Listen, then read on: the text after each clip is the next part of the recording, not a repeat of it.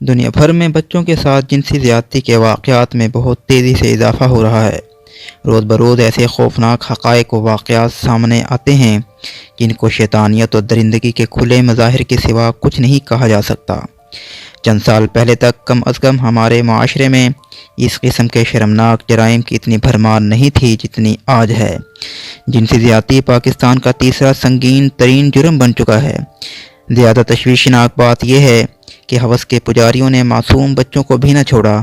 بچوں کے ساتھ ایسے دل دہلا دینے والے سانحات رونما ہوتے ہیں جن کو بیان کرتے ہوئے کلیجہ منہ کو آتا ہے۔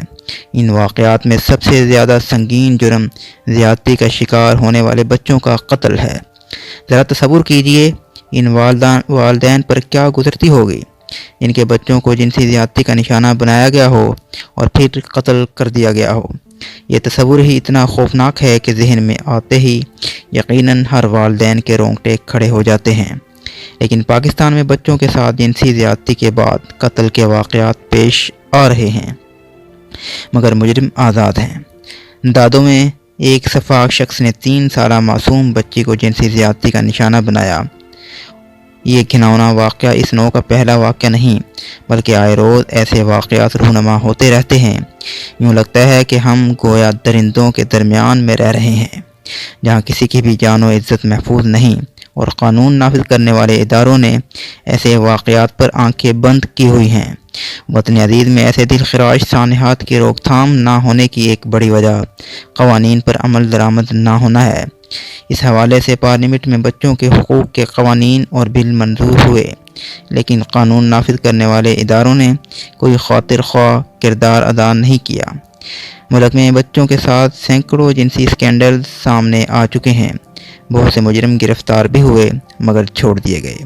چند سالوں سے بچوں کی نازیبا ویڈیوز بنا کر بیرون ملک فروخت کرنے کے بھی متعدد اسکینڈل سامنے آئے ہیں جن میں کئی مجرم پکڑے گئے لیکن چند دن کے بعد ایسے واقعات میڈیا سے بالکل غائب ہی ہو جاتے ہیں اور میڈیا کی آنکھ دوبارہ اس وقت کھلتی ہے جب دوبارہ اس قسم کا کوئی واقعہ پیش آتا ہے۔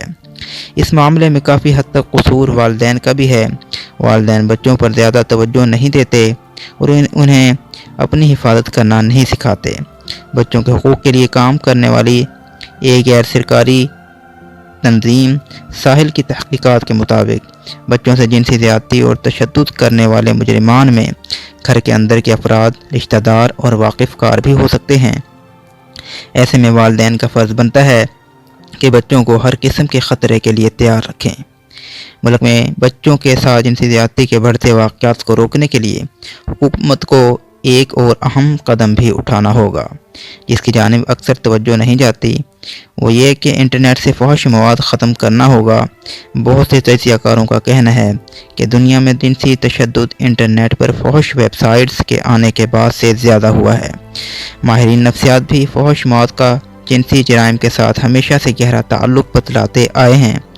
ماہر نفسیات و سماجیات کہتے ہیں کہ بچوں کے ساتھ جنسی زیادتی کے بڑھتے واقعات کی وجہ میڈیا اور انٹرنیٹ کے ذریعے دستیاب ایسا فحش مواد ہے جو نوجوانوں کو مسلسل اشتعال کی حالت میں رکھتا ہے اور پھر وہ اپنی تسکین اور تناؤ کو کم کرنے کے لیے آسان ہدف کی تلاش کرتے ہیں۔ جان کوٹ نے تو باقاعدہ متعدد یورپین ممالک میں جنسی جرائم کی تحقیق سے یہ ثابت کیا کہ جو معاشرے میں فحش مواد بڑھتا ہے تو جنسی جرائم بھی بڑھتے ہیں۔ مجرموں کی اکثریت ایسی ہوتی ہے جو اسی فحش مواد سے متاثر ہو کر جنسی جرائم کا ارتکاب کر بیٹھتی ہے۔